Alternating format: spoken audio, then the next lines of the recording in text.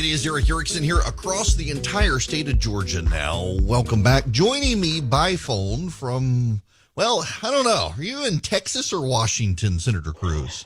Well, sadly, I'm in Washington. I wish I were in Texas, but I'm on COVID quarantine, and so locked alone in my apartment away from Heidi and the girls. Oh, man. So I got to tell you, I meant to text you the other day with this. You would be so proud. My 11-year-old here in Georgia had to use the words Santa Ana, Sam Houston, Alamo, and San Jacinto in 3 paragraphs to describe the liberation of Texas. I'm like, he knows more about Texas as a Georgia student than he does about Georgia. All right. That is just awesome. By the way, there is a fantastic little book that you might want to give your 11-year-old. It's called The Eagle and the Raven, and it is by James Michener, and it is a short comparative biography of Santa Ana and Sam Houston, and it was meant to be a chapter in Michener's book, Texas, but it got too long, and so he carved it out and made it his own book. And it's a great read. It's a quick read, but it's really good. I'll give it to him. I've learned more from him than sitting down with Rick Perry, who can talk about nothing but Texas. All right. Now, I wasn't going to get you on here to talk about the greatness of Texas. I concede that that's the truth. I wanted to talk to you about the Supreme Court hearing because I'm really stunned that after months of the Democrats telling us Congress isn't allowed to meet in person, that suddenly the Senate is only allowed to meet in person. Well, look, it ain't complicated. That the Democrats don't want to see the Supreme Court seat filled, and it's political and it's partisan. That's not lost on anybody. So whatever happens, their default response is going to be, you can't nominate this justice. We can't confirm this justice. The world is ending, and we're opposed. So, the Senate has had, I think, 150 virtual and hybrid hearings since COVID started, and we'll continue to do the same thing. Well, the hearings are going to start on Monday. The Democrats are welcome to attend in person, or if they prefer to attend virtually, they can do that too. Whatever they like is just fine by us. Now, how do you see this playing out? I mean, just gaming it, I hear all sorts of fear behind the scenes that, maybe they can come up with a way to stop it. But it seems like she's an extraordinarily qualified jurist who even some Democrats supported for the Seventh Circuit Court of Appeals. No, I think that's right. I think she's a very strong nominee. Her academic record is impeccable. I met with her a couple of weeks ago at the Capitol, and I was very impressed just sitting down in person. Her temperament, she has a very calm, scholarly disposition, very, very much a judicial temperament, and I think it's going to be a sharp contrast between her approach and fidelity to the law and the Democrats' angry partisan opposition. I think they'll try to turn it into a political circus, just as they did for Justice Kavanaugh. But I don't think it's going to succeed. I think we have the votes, and I believe the Senate will confirm Judge Barrett by the end of the month before Election Day, which is what our job is. President Trump was elected to nominate justices who are principled constitutionalists, and the voters elected a Republican majority in the Senate to confirm justices who are principled constitutionalists, and so we're doing our job. Now, just the timing here, you've got a book out now, One Vote Away, How a Single Supreme Court Seat Can Change History, and I'm assuming you didn't rush this book in just a week or so to get it out. No, the timing ended up being a bit of serendipity. I wrote the book back in the spring and summer during the COVID lockdown. I was at home in my living room, and so pulled out my laptop and wrote the book. And it's a deep passion of mine, and obviously I didn't know there would be a Supreme Court vacancy in October, but I did know there was an election coming up in November. And then so I timed the release to come out about a month before the election, because as I look at this presidential election, I think one of the most, if not the most important reason that I'm going to vote for Donald Trump over Joe Biden is because of the judges and justices that he has appointed and that he's going to appoint. And what the book does So each chapter in the book addresses a different constitutional liberty. So there's a chapter on free speech. There's a chapter on religious liberty. There's a chapter on the Second Amendment. There's a chapter on U.S. sovereignty. There's a chapter on democracy and elections and Bush versus Gore. And what I do in each of the chapters is it's not a academic discussion. Rather, I tell war stories. As you know, before I was in the Senate, I was a Supreme Court litigator. What I did for a living was argue cases before the U.S. Supreme Court. And so I take readers behind the scenes. I try to take them behind the curtain to understand what's really going on at the court, who the justices are, what the backstory is behind big landmark cases. And many of those cases I help litigate. And so I can tell really the inside story of what's happening. And it's really striking. And in issue after issue after issue, many of the biggest landmark cases are 5-4, meaning we're one vote away from losing our fundamental liberties. Well, 5-4, it seems like it's something that the media oftentimes these days remarks upon as the Supreme Court balance 5-4. Maybe it'll be 6-3. But what I've always found very striking is that oftentimes you get a lot of 5-4 cases where it's always the progressive appointees to the court who you know exactly how they're going to line up. But even Justice Scalia would sometimes surprise with how he lined up in cases, and oftentimes the one-man dissent. But very often you see this strange dynamic where the conservatives actually are unpredictable to the extent that they actually want to read the Constitution, where you've got this block on the left that never seems to deviate in these court cases.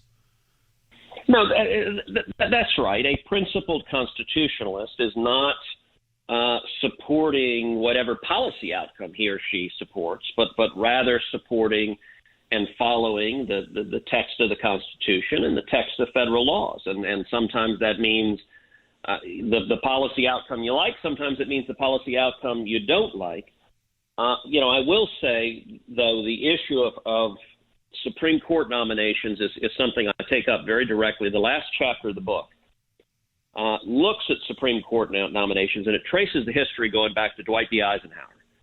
And the pattern we've seen, so Democrats get this right. Almost 100% of their nominees vote exactly as Democrats would want them to in virtually every case. On the Republican side, we really are terrible at this. We bat much worse than 500. Many of the worst judicial activists in history were put on the court by Republican presidents. Earl Warren, Bill Brennan, John Paul Stevens, David Souter, Harry Blackmun, the author of Roe versus Wade. All of those were Republican appointees.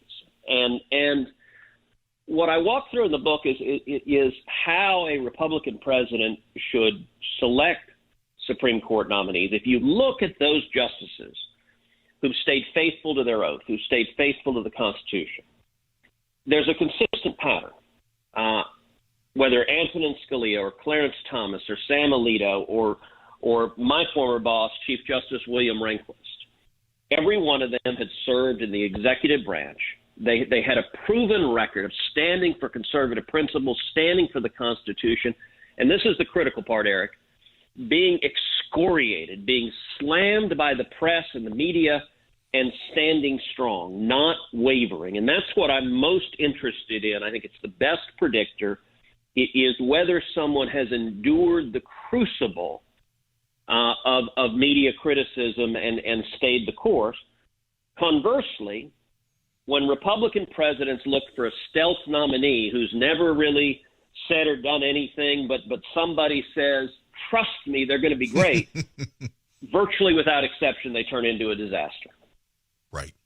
It's funny how that happens. Earlier in the program today, I was talking about Democrats may have a Merrick Garland grievance, but no Democratic nominee has ever been treated the way whether it's Bork or even Douglas Ginsburg, they went after him. Even Anthony Kennedy back in the 80s, Clarence Thomas, you name it. Never have you seen the attacks on a Breyer, a Ginsburg, a Sotomayor, or a Kagan that you see every single time when a Republican nominates someone. Well, and there's a reason for that, and it's one of the things I trace in the book, One Vote Away, is it really started in the 1960s, where the left decided it was too hard to convince their fellow Americans of their policy agenda. The policy agenda was out there, and when Americans voted on it, we largely rejected their ideas as not making sense. So instead, they decided, all right, we're going to go to the courts. Rather than convince the voters, where liberal ideas often lose, we just have to get 5 lawyers in robes to decree for the country the outcomes we want, and we can short-circuit this whole messy democracy thing. That's one of the reasons why on Supreme Court nominations, the left treats it as Armageddon, because this is their power, their hammerlock. And you know, it's important to understand the point you made is exactly right, that the left engages in these nasty personal attacks. Robert Bork, his name has become a verb. To bork a nominee is to attack them, to slander them, to smear them personally, to do so deceptively and dishonestly. They did it to Robert Bork. They did it to Clarence Thomas. They did it to Sam Alito. They did it to Brett Kavanaugh. Republicans have never done this to a Democratic nominee, and I'm glad we haven't. We focus on substance and issues, but none of their nominees have faced the garbage that they subject Republican nominees to. Mm-hmm. And it's also true. Look, the left views this as a pure political battle. They want people who will vote for the outcomes they want. I don't want justices who will vote for the outcomes that I support. So, for example, I've got a chapter in the book on school choice.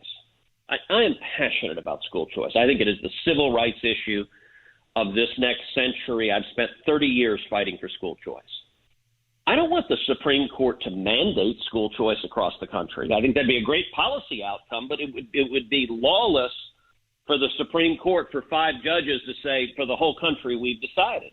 The right place to fight for school choice is in the elected legislatures. It's in the state legislatures. It's in Congress, where I've been leading the fight for school choice. But the left, and it's really striking, I talk about a case called Zellman versus Simmons-Harris. 5-4, they upheld Ohio's school choice program. 4 justices were ready to strike down not just that program, but every school choice program in America. We're one vote away from the left saying every scholarship for low-income kids in this country is shut down, and that's an example of how one side is saying let the democratic process work, and the other side is saying no, we want power, and the court is our vehicle for power. It's a fair statement. Folks, if you want to order the book, One Vote Away, text the word data to 33777. I'll send you back a link right then and there so you can go to Amazon to order the Senator's book. Senator Cruz, before I get off here with you, one more question for you, unrelated to your book. I was mentioning earlier Ross Douthat's column in the New York Times today that a lot of the progressive policies on the virus and fighting the virus are having a disproportionate impact on keeping particularly minority students out of schools at a time Democrats are campaigning across the country on income inequality and inequality in the country. And yet it seems to be the Republican states that are getting kids back to school, and Democrats seem to want to keep everyone locked down just to win an election. Look, that is exactly right. We're seeing the policies of the left of shut it all down, shut the businesses down, shut the schools down, are having a devastating effect. 51 million Americans have lost their jobs. And the people who are being hurt the most are the people that are on the lower rungs of the socioeconomic ladder. Look, when you have schools shut down, Heidi and I, our girls are 9 and 12. We had them doing distance learning through the spring and much of the fall. Heidi and I were both in the house for much of that time. I was working from home. She was working from home. Even with 2 parents there, it was hard to have a 3rd grader and a 6th grader to set it up, to monitor them, have them go through school. Can you imagine how difficult that would be, Eric, if you were a single mom and if you had 3, 4, 5 kids and you're being pulled in every direction?